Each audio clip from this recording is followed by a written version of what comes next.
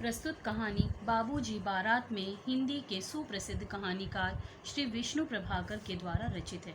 यह कहानी व्यंग्य विधा में लिखी गई है, जिसमें उपहास, मजाक और इसी क्रम में आलोचना का प्रभाव है। इसके अलावा इनकी प्रमुख रचनाएं आवारा मसीहा और पंखहीन है।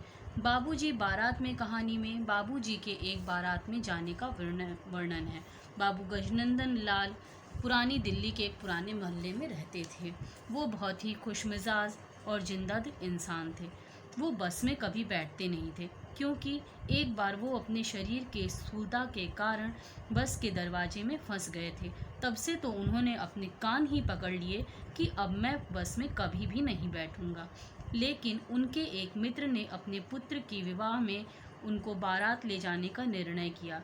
बारात ले जाने से पूर्व उन्होंने यह सुनिश्चित किया कि जिस बस से बारात जाएगी उसका दरवाज़ा चौड़ा है कि नहीं, ताकि बाबू गजनंदन लाल को कोई परेशानी ना हो।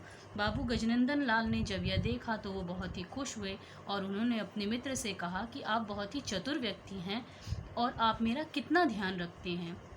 जब बारात जाने की घड़ी सामने आई तो बाबू गजनंदन लाल कुछ उदास थे। उनके मित्र ने उनकी उदासी का कारण पूछा तो उन्होंने कहा कि क्या बताऊं भाई, मेरी माँ ने कहा कि बेटे तुम कितने दुबले हो गए हो, आजकल तुम बिल्कुल खाना ठीक से नहीं खाते हो, तुम्हारी खुराक ही घट गई है। माँ को तो ये पता ही नहीं था कि मैं एक सप्ताह से आधे दिन का उपवास कर रहा हूँ। मतलब मैं आधे दिन ही खाना, एक ही समय खाना खाता हूँ, दूसरे समय खाना नहीं खाता, क्योंकि मैं बारात में जाऊँगा तो वहाँ पर लड़की वालों ने जितने पकवान और मिठाइयाँ बनवाए होंगे वो भी तो मुझे खाने होंगे, इसका भी तो मुझे ध्यान रखना होगा। ऐसा कहते वो खिलखिलाकर हंस पड़े। बारात आगे बढ़ी। सभी लोग बारात में बस से जाने के लिए तैयार हो गए। जैसे ही बारात आगे बढ़ती है, बारात की बस का टायर पंचर हो जाता है।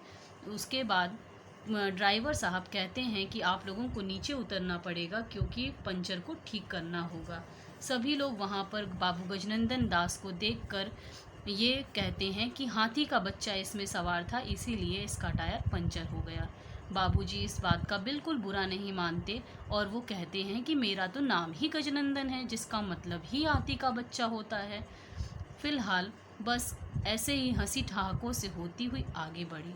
जब बस अपने जनवासे तक पहुंच गई तो वहां पर सभी लोग बाबू गजनंदन दास की सेवा भगत में आगे पीछे करने लगे। यह देखकर वर कहता है कि बाबू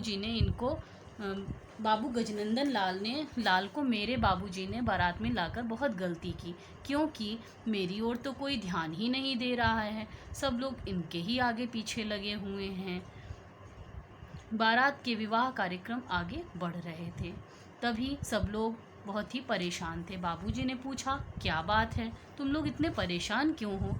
तो वर के भाई ने कहा, क्या करूं बाबूजी, वधू मुस्कुरा ही नहीं रही है और फोटोग्राफर उसकी एक सुंदर सी फ़ोटो लेना चाहता है। बाबूजी ने कहा, इसमें कौन सी मुश्किल काम है, मैं अभी उसको हंसा देता हूँ। बाबू गजनंदन दास कन्या के पास गए और उन्होंने उससे कहा, बेटी हंसना मत, नहीं तो सारे मोती झर जाएंगे।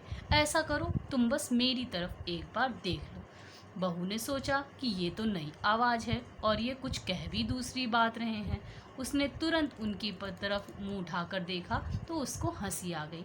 उसी क्षण फोटोग्राफर ने एक एक करके बहू के बहुत ही सुंदर सुंदर चित्र उतार लिए। बाबू गजनंदन दास बहुत प्रसन्न हुए। सबने उनका शुक्रिया अदा किया तो बाबू गजनंदन दास ने कहा कि शुक्रिया से मेरा पेट नहीं भरने वाला, मुझे तो खाने के लिए और भी सारी चीज़ें चाहिए। और उन्होंने फ़ोटोग्राफ़र से ये भी कहा कि मेरा भी एक सुंदर सा फ़ोटो उतार दो, क्योंकि मैं वो फ़ोटो अपनी माँ को दिखाऊंगा कि माँ, तुम अनावश्यक ही परेशान हो रही थी, मैंने तो बारात में कितना अच्छे से अपना ध्यान रखा, देखो ना माँ। वो फ़ोटो आज भी बाबू गजनंदन दास के कमरे में टंगा हुआ है और उस फ़ोटो के नीचे मोटे मोटे अक्षरों में लिखा है, बाबू गजनंदन लाल बारात में। धन्यवाद।